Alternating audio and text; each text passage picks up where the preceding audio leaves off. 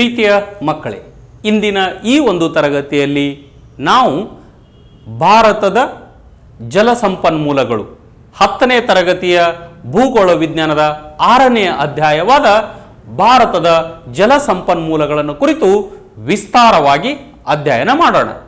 ಮುಖ್ಯವಾಗಿ ಈ ಒಂದು ತರಗತಿಯಲ್ಲಿ ನಾವು ಜಲಸಂಪನ್ಮೂಲ ಎಂದರೇನು, ಯಾವ ಯಾವ ವಿಧವಾಗಿ ಜಲಸಂಪನ್ಮೂಲವು ಭಾರತದಲ್ಲಿ ಹಬ್ಬಿದೆ, ಮುಖ್ಯವಾಗಿ ಕಾಲುವೆ ಅಲ್ಲದೆ ಈ ನೀರಾವರಿ ಅಡಿಯಲ್ಲಿ ಕಾಲುವೆ ನೀರಾವರಿ, ಕೆರೆ ನೀರಾವರಿ, ಬಾವಿ ನೀರಾವರಿ ಕುರಿತು ಚರ್ಚಿಸುವುದಲ್ಲದೆ ನದಿಗಳಿಗೆ ಅಡ್ಡಲಾಗಿ ನಿರ್ಮಿಸಿದಂಥ ಅಣೆಕಟ್ಟುಗಳು, ಯಾವ ಯಾವ ನದಿಗಳಿಗೆ ಯಾವ ಯಾವ ವಿವಿಧೋದ್ದೇಶ ನದಿ ಕಣಿವೆ ಯೋಜನೆಗಳನ್ನು ಹಾಕಲಾಗಿದೆ, ಆ ನದಿ ಕಣಿವೆ ಯೋಜನೆಗಳಿಂದ ಯಾವ ಯಾವ ರಾಜ್ಯಗಳು ಏನೆಲ್ಲ ಲಾಭ ಪಡೆದುಕೊಂಡಿವೆ, ಅಲ್ಲದೆ ಭಾರತದಲ್ಲಿ ಇನ್ನೂ ಇರುವಂಥ ಜಲಸಂಪನ್ಮೂಲಗಳಾವವು, ಅವುಗಳನ್ನು ಇಲ್ಲಿಯವರೆಗೂ ಹೇಗೆಲ್ಲ ಉಪಯೋಗಿಸಿಕೊಂಡಿದ್ದೇವೆ, ಇನ್ನು ಉಪಯೋಗಿಸಿಕೊಳ್ಳಬೇಕಾಗಿರುವಂಥದ್ದು ಎಷ್ಟು, ಇವೆಲ್ಲವನ್ನು ಕುರಿತು ಚರ್ಚೆ ಮಾಡೋಣ. ಬನ್ನಿ ಪ್ರೀತಿಯ ಮಕ್ಕಳೇ, ಇಂದಿನ ಈ ಒಂದು ತರಗತಿಯಲ್ಲಿ ನಾವು ಭೂಗೋಳಶಾಸ್ತ್ರದ 6ನೇ ಅಧ್ಯಾಯವಾದ ಭಾರತದ ಜಲಸಂಪನ್ಮೂಲಗಳನ್ನು ಕುರಿತು ಚರ್ಚೆ ಮಾಡೋಣ. ಈ ಒಂದು ತರಗತಿಯಲ್ಲಿ ಮುಖ್ಯವಾಗಿ ನಾವು ಜಲಸಂಪನ್ಮೂಲಗಳ ಪ್ರಾಮುಖ್ಯತೆ, ಇಂಪಾರ್ಟೆನ್ಸ್, ಭಾರತದ ಪ್ರಮುಖ ನದಿಗಳು, ಯಾವ ಯಾವ ನದಿಗಳು ಭಾರತದಲ್ಲಿ ಹರಿಯುತ್ತವೆ, ಮುಖ್ಯವಾಗಿ ಉತ್ತರದ ನದಿಗಳು ಮತ್ತು ದಕ್ಷಿಣದ ನದಿಗಳು, ನೀರಾವರಿ ಅರ್ಥ ಮತ್ತು ಭಾರತಕ್ಕೆ ನೀರಾವರಿಯ ಅವಶ್ಯಕತೆ, ಅಲ್ಲದೆ ನೀರಾವರಿ ವಿಧಗಳು ಮತ್ತು ಹಂಚಿಕೆ, ಅಲ್ಲದೆ ವಿವಿಧೋದ್ದೇಶ ನೀರಾವರಿ ಯೋಜನೆಗಳು. ವಿವಿಧೋದ್ದೇಶ ಎಂದರೆ ಬೇರೆ ಬೇರೆ ಉದ್ದೇಶಗಳಿಗೋಸ್ಕರ ನದಿಗಳಿಗೆ ಅಡ್ಡಲಾಗಿ ಡ್ಯಾಮ್ಗಳನ್ನು ನಿರ್ಮಿಸಿ ಆ ನೀರಿನಿಂದ ಹಲವಾರು ಉಪಯೋಗಗಳನ್ನು ಪಡೆಯುವಂಥದ್ದು. ಈಗ ನಾವು ನೀರಿನ ಪ್ರಾಮುಖ್ಯತೆಯನ್ನು ಕುರಿತು ಚರ್ಚೆ ಮಾಡೋಣ. ನೀರು ಅತೀ ಅಮೂಲ್ಯವಾದ ಒಂದು ನೈಸರ್ಗಿಕ ಸಂಪನ್ಮೂಲ, ಅಲ್ಲದೆ ನೀರಿಲ್ಲದೆ ನಾವು ಸುಸ್ಥಿರವಾದ ಒಂದು ಜೀವನ ನಡೆಸಲು ಸಾಧ್ಯವಿಲ್ಲ. ಅಲ್ಲದೆ ಮಾನವನಿಗೆ ಕುಡಿಯಲು ನೀರು, ಅಡಿಗೆ, ಸ್ವಚ್ಛತೆ, ವ್ಯವಸಾಯ, ವಿದ್ಯುತ್ ಶಕ್ತಿ ತಯಾರಿಕೆ, ಕೈಗಾರಿಕೆ, ನೌಕಾಯಾನ, ಮೀನುಗಾರಿಕೆ, ಈ ಎಲ್ಲ ವಿಷಯಗಳಿಗಾಗಿ, ಈ ಎಲ್ಲ ಅಂಶಗಳಿಗಾಗಿ ನೀರಾವರಿ ಒಂದು ಉಪಯುಕ್ತತೆ ತುಂಬ ಅವಶ್ಯಕ. ಭಾರತದ ಪ್ರಮುಖ ನದಿಗಳನ್ನು ನಾವು ಈಗ ನೋಡೋದಾದರೆ, ಭಾರತದಲ್ಲಿ ಅನೇಕ ನದಿ ಜಾಲಗಳಿವೆ. ಅವು ದೇಶದ ನೈಸರ್ಗಿಕ ಸಂಪನ್ಮೂಲಗಳು ಹೌದು. ಈ ನದಿಗಳ ನೀರನ್ನು ನೀರಾವರಿ, ಜಲ ವಿದ್ಯುತ್ ತಯಾರಿಕೆ, ಒಳನಾಡಿನ ಜಲ ಸಾರಿಗೆ ಎಂದರೆ ಭಾರತದ ಒಂದು ದೇಶದ ಒಳಗಡೆ ಒಂದು ಪ್ರದೇಶದಿಂದ ಇನ್ನೊಂದು ಪ್ರದೇಶಕ್ಕೆ ಹೋಗುವುದು ಒಳನಾಡಿನ ಜಲ ಸಾರಿಗೆ, ಅಲ್ಲದೆ ಮೀನುಗಾರಿಕೆ, ಇನ್ನು ಮುಖ್ಯವಾಗಿ ಮನರಂಜನೆ, ಫೌಂಟೇನ್ಗಳನ್ನು ಮಾಡಿ ಅದಕ್ಕೆ ಸಂಬಂಧಪಟ್ಟಂಥ ಸಂಗೀತವನ್ನು ಸಂಯೋಜಿಸಿ ಒಂದು ಮನರಂಜನೆಯನ್ನು ಪಡೆಯುವಂಥದ್ದು. ಈ ಉದ್ದೇಶಗಳಿಗಾಗಿ ಈ ನದಿಗಳ ಒಂದು ನೀರನ್ನು ಬಳಸಿಕೊಳ್ಳಲಾಗುವುದು. ಅಲ್ಲದೆ ಭಾರತದ ನದಿ ಜಾಲಗಳನ್ನು 2 ಪ್ರಮುಖವಾದ ಗುಂಪುಗಳಾಗಿ ವಿಂಗಡಿಸಲಾಗಿದೆ. ಅವುಗಳೆಂದರೆ ಉತ್ತರ ಭಾರತದ ನದಿಗಳು ಮತ್ತು ದಕ್ಷಿಣ ಭಾರತದ ನದಿಗಳು. ಈ 2 ವಿಭಾಗಗಳಾಗಿ ಅಥವಾ 2 ಭಾಗಗಳಾಗಿ ಇದನ್ನು ವಿಭಜಿಸಲಾಗಿದೆ. ಉತ್ತರ ಭಾರತದ ನದಿಗಳ ಒಂದು ಅಂಶಗಳನ್ನು ನೋಡೋದಾದರೆ, ಇವುಗಳನ್ನು ನಾವು ಹಿಮಾಲಯದ ನದಿಗಳು ಎಂದು ಕರೆಯುತ್ತೇವೆ. ಉತ್ತರ ಭಾರತ ನದಿಗಳನ್ನು ಹಿಮಾಲಯದ ನದಿಗಳೆಂದು ಕರೆಯುತ್ತೇವೆ. ಇವುಗಳಲ್ಲಿ ಸಿಂಧೂ, ಗಂಗಾ ಮತ್ತು ಬ್ರಹ್ಮಪುತ್ರ ನದಿಗಳು ಅತಿ ಮುಖ್ಯವಾದವು. ಅಲ್ಲದೆ ಇನ್ನು ಮುಖ್ಯವಾಗಿ ನೋಡುವುದಾದರೆ ಈ ನದಿಗಳಿಗೆ ತಮ್ಮದೇ ಆದ ಹಲವಾರು ಉಪನದಿಗಳಿವೆ. ಉದಾಹರಣೆಗೆ ಸಿಂಧೂ ನದಿಯನ್ನು ತೆಗೆದುಕೊಳ್ಳುವುದಾದರೆ ನಾವು ಚೆನಾಬ್, ರಾವಿ, ಸತ್ಲಜ್, ಬೀಸ್ ಇವು ಉಪನದಿಗಳನ್ನು ನೋಡುತ್ತೇವೆ. ಗಂಗಾ ನದಿಯನ್ನು ನೋಡುವುದಾದರೆ ಕೋಸಿ, ಗೋಮತಿ, ಗಾಗ್ರಾ, ಗಂಡಕ್ ಈ ನದಿಗಳನ್ನು ಉಪನದಿಗಳಾಗಿ ನೋಡುತ್ತೇವೆ. ಹಾಗೆ ಬ್ರಹ್ಮಪುತ್ರ ನದಿಯೂ ಸಹ ಈ ಹಿಮಾಲಯ ನದಿಗಳಲ್ಲಿ ಅತಿ ಪ್ರಮುಖವಾದ ಇನ್ನೊಂದು ನದಿ. ಈ ಎಲ್ಲ ನದಿಗಳಿಗೆ ತಮ್ಮದೇ ಆದಂಥ ಅತಿ ವಿಶಿಷ್ಟವಾದ ಒಂದು ಲಕ್ಷಣಗಳಿವೆ.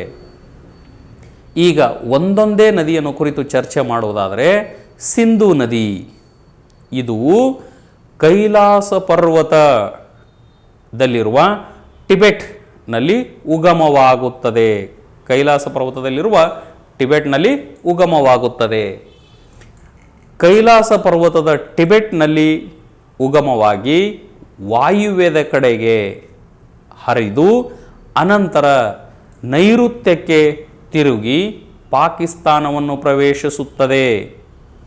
ನಂತರ ದಕ್ಷಿಣಕ್ಕೆ ಹರಿದು ಕರಾಚಿಯ ಬಳಿ ಅರಬ್ಬಿ ಸಮುದ್ರವನ್ನು ಇದು ಸೇರುತ್ತದೆ. ಇಲ್ಲಿ ತಾವು ಗಮನಿಸಬಹುದು, ಮುಂಚೆ ಕೈಲಾಸ ಪರ್ವತದಲ್ಲಿ ಜನಿಸಿದಂಥ ಈ ಒಂದು ನದಿಯು ಆರಂಭದಲ್ಲಿ ವಾಯುವ್ಯದೆಡೆಗೆ, ಅನಂತರ ನೈಋತ್ಯದೆಡೆಗೆ ಜರುಗಿ ಅನಂತರ ದಕ್ಷಿಣದೆಡೆಗೆ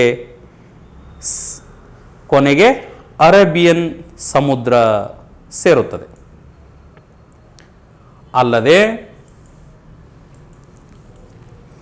ಸಿಂಧೂ ನದಿಯು 2897 ಕಿಲೋಮೀಟರ್, ಅದರಲ್ಲಿ 709 ಕಿಲೋಮೀಟರ್ ಭಾರತದಲ್ಲಾದರೆ ಉಳಿದ ಭಾಗ ಪಾಕಿಸ್ತಾನದಲ್ಲಿ ಇದು ಹರಿಯುತ್ತದೆ. ಇನ್ನು ಇದರ ಉಪನದಿಗಳೆಂದರೆ ಸಿಂಧೂ ನದಿಯ ಉಪನದಿಗಳಲ್ಲಿ ಝೀಲಂ, ನಂತರ ಚೆನಾಬ್, ಬಿಯಾಸ್, ರಾವಿ ಹಾಗೂ ಸತ್ಲಜ್ ನದಿಗಳನ್ನು ತಾವು ಇಲ್ಲಿ ಕಾಣುತ್ತೀರಿ. ಅಲ್ಲದೆ ಗಂಗಾ ನದಿ ಭಾರತದ ಅತಿ ಉದ್ದವಾದ ನದಿ. ಇದು 2525 ಕಿಲೋಮೀಟರ್ನಷ್ಟು ಒಂದು ಪ್ರದೇಶದಲ್ಲಿ ಇದು ಹರಿಯುತ್ತದೆ. ಗಂಗಾ ನದಿಯು ಹಿಮಾಲಯದಲ್ಲಿನ ಗಂಗೋತ್ರಿ ಎಂಬ ಪ್ರದೇಶದಲ್ಲಿ ಉಗಮವಾಗುತ್ತದೆ. ಇದು ಗಂಗೋತ್ರಿ ಎನ್ನುವ ಪ್ರದೇಶ. ಅನಂತರ ಆರಂಭದಲ್ಲಿ ದಕ್ಷಿಣಕ್ಕೆ, ಅನಂತರ ಆಗ್ನೇಯಕ್ಕೆ ಹರಿಯುತ್ತಾ ಬಾಂಗ್ಲಾದೇಶವನ್ನು ಪ್ರವೇಶಿಸುತ್ತದೆ.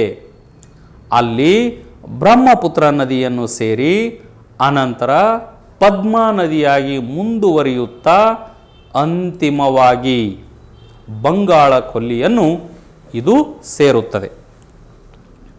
ಪ್ರೀತಿಯ ಮಕ್ಕಳೇ, ಈಗ ಗಂಗಾ ನದಿಗೆ ಸೇರುವ ಪ್ರಮುಖ ಉಪನದಿಗಳೆಂದರೆ ಯಮುನಾ, ಘಾಗ್ರಾ, ಗಂಡಕ್, ರಾಮಗಂಗಾ, ಗೋಮತಿ, ಶಾರದಾ, ಸೋನೆ ಮತ್ತು ಕೋಸಿ ನದಿಗಳು.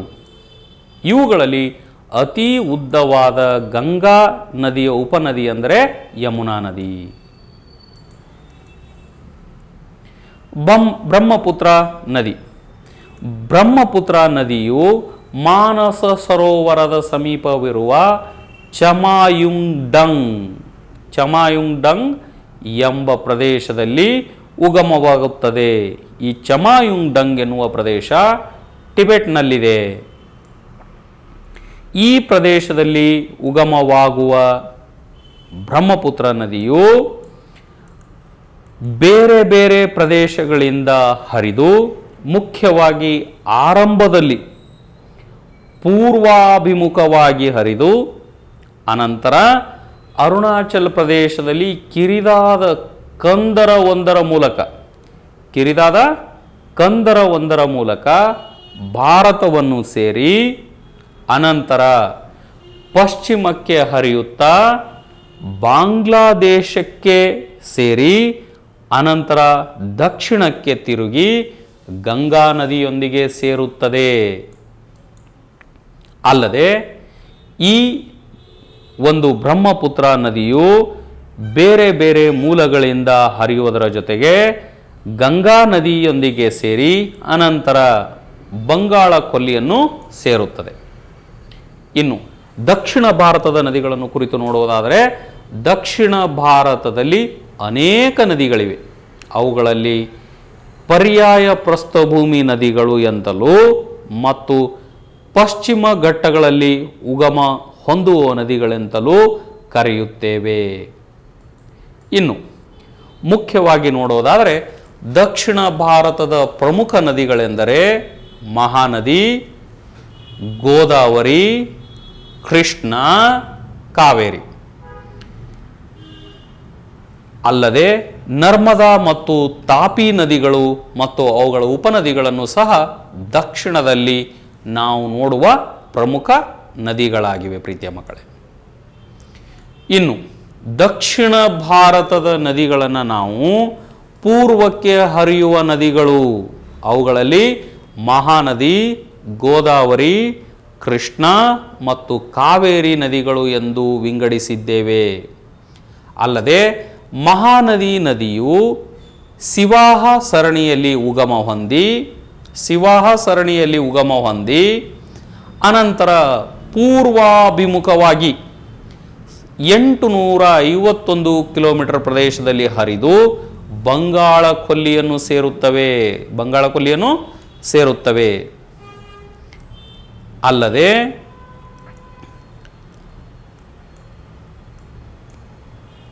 ಮಹಾನದಿಯ ಉಗಮ ಸ್ಥಳವಾದ ಈ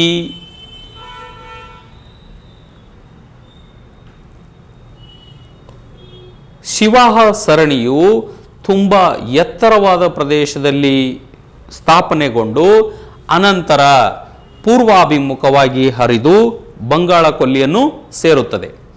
ಇನ್ನು ದಕ್ಷಿಣ ಭಾರತದ ಇನ್ನೊಂದು ಪ್ರಮುಖ ನದಿಯಾದ ಗೋದಾವರಿ ನದಿಯ ಬಗ್ಗೆ ತಿಳಿದುಕೊಳ್ಳಬೇಕಾದರೆ ಇದು ದಕ್ಷಿಣ ಭಾರತದ ತ್ರಯಂಬಕ್ ಎಂಬ ಒಂದು ಸ್ಥಳದಲ್ಲಿ ತನ್ನ ಉಗಮ ಸ್ಥಾನವನ್ನು ಹೊಂದಿದೆ. ಪೂರ್ವಕ್ಕೆ ಹರಿದು 1465 ಕಿಲೋಮೀಟರ್ನಷ್ಟು ಉದ್ದದಲ್ಲಿ ಹರಿಯುತ್ತಾ ಕೊನೆಗೆ ಬಂಗಾಳ ಕೊಲ್ಲಿಯನ್ನು ಸೇರುತ್ತದೆ. ಈಗ ತಾವು ಚಿತ್ರದಲ್ಲಿ ಗೋದಾವರಿ ನದಿಯ ಉಗಮ ಸ್ಥಾನವನ್ನು ಗಮನಿಸುತ್ತಿದ್ದೀರಿ.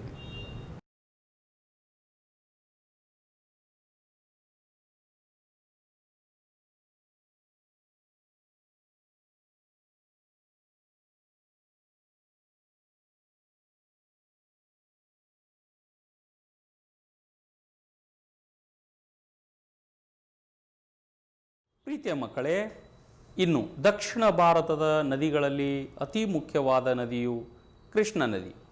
ಕೃಷ್ಣ ನದಿಯು ಮಹಾಬಲೇಶ್ವರದ ಬಳಿ ಉಗಮ ಹೊಂದಿ ಆಗ್ನೇಯಕ್ಕೆ ಹರಿದು 1400 ಕಿಲೋಮೀಟರ್ನಷ್ಟು ಹರಿಯುತ್ತಾ ಬಂಗಾಳ ಕೊಲ್ಲಿಯನ್ನು ಸೇರುತ್ತದೆ. ತಾವು ಚಿತ್ರದಲ್ಲಿ ಗಮನಿಸಬಹುದು.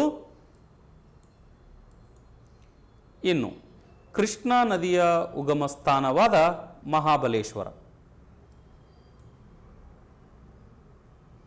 ಇದು ಕೃಷ್ಣಾ ನದಿಯ ಉಗಮ ಸ್ಥಾನ.